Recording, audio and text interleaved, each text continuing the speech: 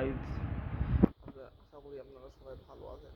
আজকে আমরা আলোচনা করব বাংলাদেশ আরও 24টি ওডিআই খেলবে বিফোর ওডিআই ওয়ার্ল্ড কাপ 2027, যেটা আপনার হবে Namibia, south Africa and Zimbabwe. সেই ওয়ার্ল্ড কাপে সরাসরি খেলতে হলে বাংলাদেশের হাতে আরও 24টি ম্যাচ আছে।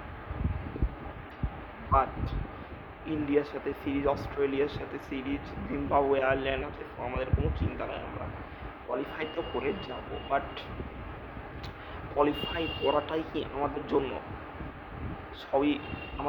সব কোয়ালিফাই করাটাই কি আমাদের জন্য অনেক সব বড় অর্জন? আমরা কি কোয়ালিফাই করার জন্য খেলবো? ওয়ার্ল্ড কাপে যে আমাদের কি প্ল্যান, সেটার কোনো আমরা যদি না আমাদের গোলটা সেট করতে পারি যে অ্যাকচুয়ালি আমরা কি উদ্দেশ্যে 2027 ওয়ার্ল্ড কাপটা খেলতে যাচ্ছি। আমাদের হাতে কিন্তু স্টিল নো ট্রফি, আমাদের কাছে কিন্তু এশিয়া কাপের ট্রফি নাই। তো মেহেদী হাসান মিরাজের দল বা যেই ক্যাপ্টেনই থাকুক, মেহেদী হাসান মিরাজ 1 বছর সময় দিতে হবে। মেহেদী হাসান মিরাজ ধরে নিলাম, তো মেহেদী হাসান মিরাজের দল যে কোন উদ্দেশ্যে ওয়ার্ল্ড কাপটি খেলতে যাবে, ওয়ার্ল্ড কাপে চ্যাম্পিয়ন খালি পার্টিসিপেট করার জন্যই পার্টিসিপেট, নাকি চ্যাম্পিয়ন তার মাইন্ডসেটটা কি? আমরা তো অবভিয়াসলি চাইবো চ্যাম্পিয়ন হতে, এটা তো কোনো রকেট সায়েন্স। বাট প্লেয়ারদের মাইন্ডসেট ইজ মোর ইম্পর্টেন্ট। আমাদের মাইন্ডসেট, আমাদের নর্মাল ফ্যান্সদের মাইন্ডসেট নিয়ে ভাই কিছু হবে না।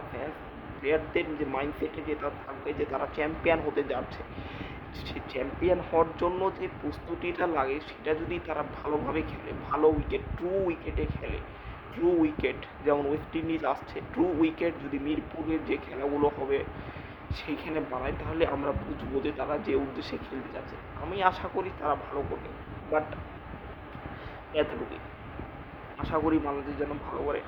ধন্যবাদ, সবাই চ্যানেলটাকে সাবস্ক্রাইব করে নিয়ে পাশে থাকবেন, কারণ আপনার একটা সাবস্ক্রাইব আমাদেরকে অনেক অনুপ্রাণিত করে। ধন্যবাদ।